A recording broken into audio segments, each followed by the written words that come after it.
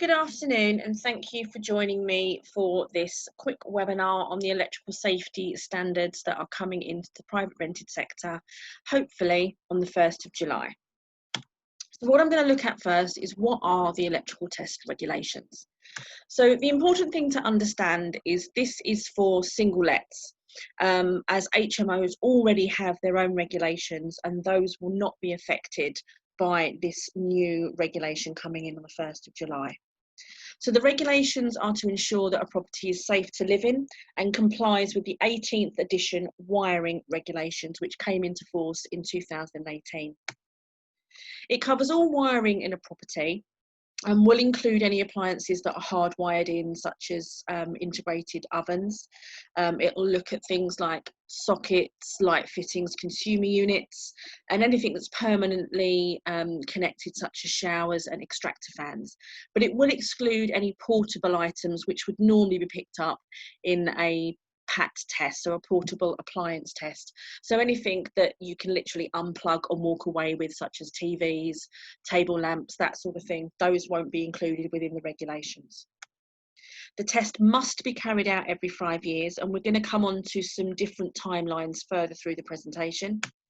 And all existing installations that comply with the 17th edition will be valid as long as there are no C1 and C2 issues. Now, I'm going to cover the coding on the electrical report in a bit more detail further on, so I won't go on too much about these just now.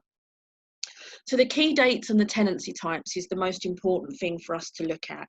We need to know when these regulations apply to us and also whether the tenancy type that we have is relevant to these new regulations. So the first thing to look at is the regulations actually came into force on the 1st of June 2020. Now that meant they just became a statutory instrument, so they became regulation, but they don't actually affect any tenancies until the 1st of July 2020. Now this is for any new tenancies that are signed on or after the 1st of July. So this will also include statutory periodics, but again, I'm going to come on to these in more detail further through the presentation. And then if you've got an existing tenancy, then you will have to get your electrical inspection carried out by the 1st of April 2021. And that will mean any tenancies, for example, if today you signed a tenancy agreement which is 2 years, come the 1st of April next year, you'll only be halfway through that tenancy, that fixed term, but you will have to get your electrical test carried out during that fixed term tenancy because it applies to all tenancies from the 1st of April 2021. So which tenancies does it apply to? Now, obviously, assured tenancies, including assured short hold. We knew that was coming. Pretty much every legislation moving forward will be assured or assured short hold. Interestingly, it also applies to company lets. Now, this is really important if you're doing rent to rent, for example, and you have a company let contract in place. These regulations will still apply to you. The exclusions, as there always is, it's social registered landlords, so your housing associations, housing charities, and obviously local authority. Also, if you're a live-in landlord, so if you've only got lodgers, then this regulation does not apply to you, and also care homes and hostels. But interestingly, any tenancy which is 7 years or more, because obviously this automatically makes it a lease as opposed to a tenancy. So periodic tenancies, I wanted to discuss that in a little bit more detail. So if you have an existing tenant on a fixed term tenancy, which will become periodic after the 1st of June, do you need to get your electrical test done? Unfortunately, the answer is yes and no. So if the tenancy becomes a contractual periodic, then you will not have to get the EICR carried out until 2021. If the tenancy becomes a statutory periodic on or after the 1st of June, then you will need to get your EICR carried out, and you will have to give a tenant a copy of that report before the statutory periodic commences. Now, what's the difference between contractual and statutory periodic? So if a fixed term tenancy agreement has the words or words around about and then monthly thereafter, stated after the fixed term period, then you have a contractual periodic, because it's written into the contract to say that this contract continues after this contract. I know there's a lot of words of contract in there, but that's basically how the law looks at it. This contract allows you to contractually continue this contract after this contract. If you have no wording in your tenancy agreement that allows the tenancy to continue on the same terms after the contract ends, then you have a statutory induced periodic. So the law automatically grants the tenant a periodic tenancy, but on basic terms. So you won't be able to look back at your existing tenancy agreement and say, well, you've breached clause 2.5.7 if 2.5.7 isn't under the Housing Act in statutory law. Very complicated, I know, but basically a contractual periodic is the contract allows for a new contract to continue automatically. A statutory periodic means there is no contractual wording and it will automatically just become a rolling contract because the law allows it to. When to carry out your EICR and when to give the tenants a certificate. So your certificate must be supplied to any prospective tenant within 28 days of a written request. Now, this is really unusual in legislation for the very simple fact that this is applicants. These aren't your tenants yet, these are applicants.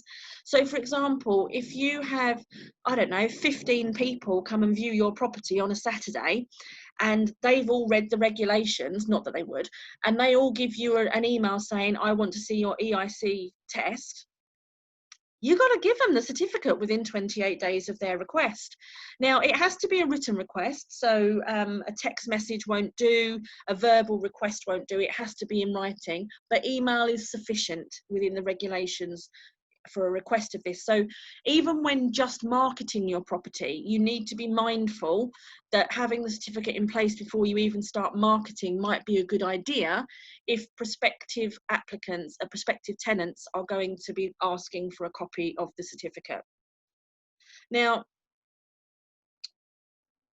the certificate must be supplied to a tenant before the tenancy starts.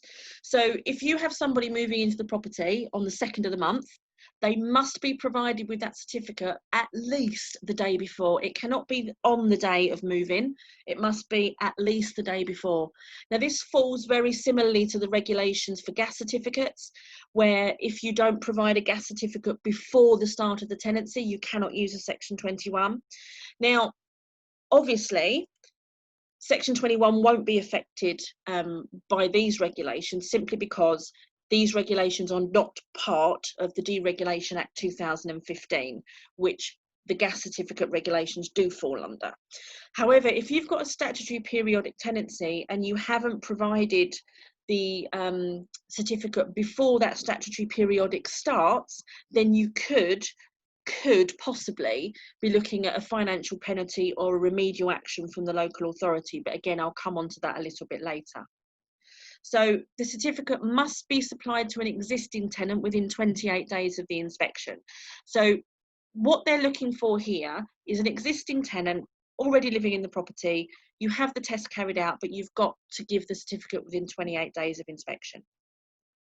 You must retain a copy of the report, not only for your future records, but the regulations say that you must provide a copy of that certificate to the next electrical inspector. So you've really got to keep it for at least 5 years, because obviously these tests are being carried out every 5 years. If you decide to email a copy of the test certificate to your tenant, it must be as an attachment and not just a link embedded into the email, simply because there has now been some ruling where a link embedded into an email will not be deemed as served. So it's best to do an attachment. Personally, for me, I would always make sure that I could get something signed by the tenant to say they'd received it. So if you do decide to send it by email, make sure that you get them to send you a confirmation email reply saying, yes, I have received the attached document, or something along those lines. So 10-year electrical installation reports. Now, this is a question that came up quite often, because obviously if you've got a new build, or if you've had a rewire of, including in a refurbishment, then obviously you're going to get an electrical installation report, which is going to be, at least 10 years. It's a 10-year certificate. Now, these 10-year certificates will be accepted. However, they will have a 5-year shelf life when it comes to rental properties. So what you're going to have to consider is, I've given you a bit of an example here to try and help. So if you have an electrical inspection report given to you, which is worth 10 years in 2016, so you know it expires in 2026. However, you've got a new tenant that wants to move in 2020, 5 years of the original 10 years will already have elapsed. So you will be required to get a 5-year EICR installation certificate. The same thing will happen between 2020 and 2026 when your 10-year installation report will expire. Because the 5 years have already elapsed, if your tenant then goes on to a statutory periodic during that time, you will need to get a new 5-year installation report carried out, even though your 10-year installation report still has time left on it and hasn't expired. It's a frustration of the regulation, but that will be required. If an inspection requires remedial work, what are we going to do? So if a property requires the landlord to get work done, first of all, the report should tell you whether it's urgent or whether it's, not so urgent. And it will tell you on there how long you have got to get that remedial work done. But the legislation says you have 28 days to make the recommendations. So once you've got the remedies done, you'll need to provide a written confirmation from the electrician to the tenant within 28 days of getting that work done. And you must supply a copy of the original report which had the remedies on, and confirmation that the remedial work has been carried out to the local authority within 28 days of the completed work. So that's really important, because if you don't do that, if you don't supply that to the council, they will see that as a failing within the regulation, and you could be up for a fine. Codes and remedial work. So we talked about the fact that you'll get this report from your electrician if there's any remedial work that needs doing. And what they'll normally do is put codes on there. So you'll need to know what the codes mean. So if you've got a code 1, which will be classed on the report as a C1, this means there's a present danger, a risk to injury, it's an emergency. Now, if the electrician has got the parts on his van and the tools in his box, he can remedy that there and then. He doesn't need to give you a report and then say, I'll come back tomorrow and fix it. If he can fix it when he sees it, he's legally allowed to do that under these regulations. The same with a class 2. Now, a code 2 is a potential danger. So this is something that you could turn around to the tenant and go, look, don't use that socket tonight. I need to go and get a part. I'll be back tomorrow. Or please don't use that for the next week. I need to get something and come back. You can do that. But it will need to be fixed within a certain period of time, and that period of time will be written on the remedial actions on the report. But again, if the electrician can fix it there and then there's no reason for him to issue a report. He can issue the report, issue the remedy, and then issue you with a clear report all in the same day. There won't be any need for him to return. Now, if you've got code 1 and code 2 identified, then obviously you need to make sure that the work is carried out, because the installation is either unsatisfactory to be continued to use or it's dangerous. If on the inspection report then there's further investigation work, that will be identified as FI, and the landlord must ensure these are carried out. Now, this could be really anything where a further investigation is required. It doesn't necessarily mean there is any immediate danger, but there will be a timeline on there that says how long you have to carry out this investigative work. If there's a C3 classification on there, this is just a code to tell you that some remedial work is required, but it's not imperative, it's not important, it's just a recommendation. So you don't have to get this work carried out. And if a C3 is the only thing on your report, then you do not have to get this work carried out, and you won't be forfeiting the regulations or be up for any fine in any way. So if remedial work is not done, so if the local council has reason to believe that a landlord has breached the regulations, now this includes not having the check carried out at all. So if you think, well, rather than have an electrician go and find a problem and then me have to financially fork out for all the remedies, what if I just don't have it done in the first place? Because realistically, there's 18 million private rented properties in the UK. You cannot walk down a street and identify which is private rented, which is owner occupied, which is social housing. There's no register for landlords, unlike in Scotland. So if you don't tell the council, and if your tenants don't tell the council, then what's the harm in not having it carried out? Well, the issue you've got here is the current pandemic. So where you've got a private rented tenant who was in accommodation that would not normally have any interaction with the council whatsoever, probably the council would never find out that you've breached the rules.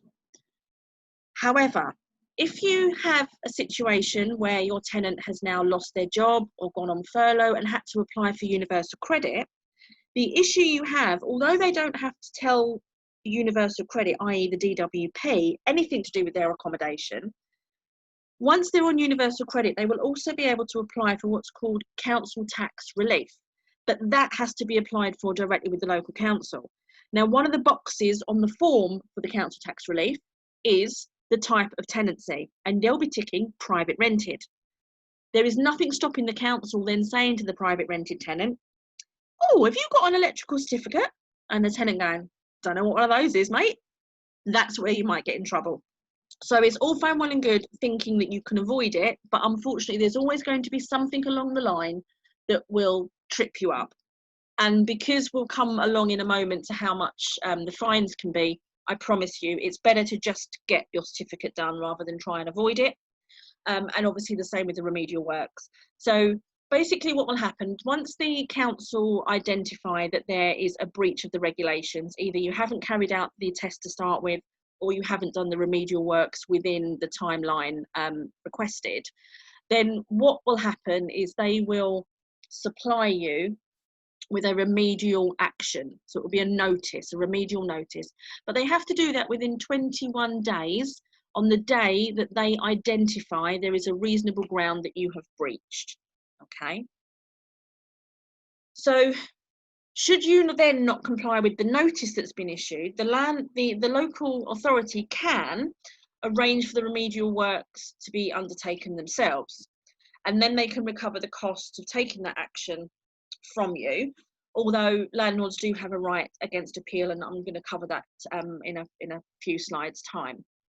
If there's urgent remedial action on the report and it's not carried out, then what will happen is the local authority may give the tenant consent to allow the work to be carried out. So they could say to the tenant, you get an electrician, get it sorted out, and then recover the costs from the landlord. The local authority must authorise a qualified and competent person in writing to undertake the remedial action and give at least 48 hours notice to the tenant. And again, to reiterate, the cost can be recovered directly from the landlord. So financial penalties. So this is quite important, because when you're thinking about saving costs and, you know, whether you need to get this test carried out or not really, how much is it going to cost you in a financial penalty? Up to £30,000. Now, if you've got several different types of breaches, and £30,000 is an awful lot of money when originally you could have probably just got your electrical test carried out for under 100 quid. So it's really important that you ensure that you get this test carried out and you carry out any remedial works within the time frame permitted on the report. So that's everything from me. I'm just going to go through the appeals process very quickly that I talked about. So there is an appeals process. Now, what you can appeal about is either a financial penalty or the remedial notice that the council serves on you in the first place. So you have 21 days to log a written appeal against either the remedial notice or the financial penalty. Now, what's important about that is if you've been given a remedial notice and the council have said, right, you've got 14 days to remedy, and you don't agree with it, once you get your written appeal in, it stops the clock on that 14 days notice. So instead of having the 14 days notice, that will then be suspended while the council investigate your written appeal. And then whatever their decision is, they will either start the clock again and give you the 14 days notice, or they will just stop the clock altogether and retract whatever it is that they've given you, depending on the outcome of the appeal. So it's just to be mindful of the timelines, which is if they've given you, for example, 14 days, as soon as you put that written appeal in, it stops the clock. And again, with the financial penalty, if you disagree with the financial penalty, it won't go to court, it won't go to recovery, it will be suspended until they've carried out their investigation into your appeal. So that's everything from me on this. So if anybody has any questions, please feel free to email me or contact me directly, and I will do everything I can to answer your questions. Thank you so much for listening, and I can only apologise profusely for the thunderstorm in the background, which I have no control over, unfortunately. Thank you very much for listening.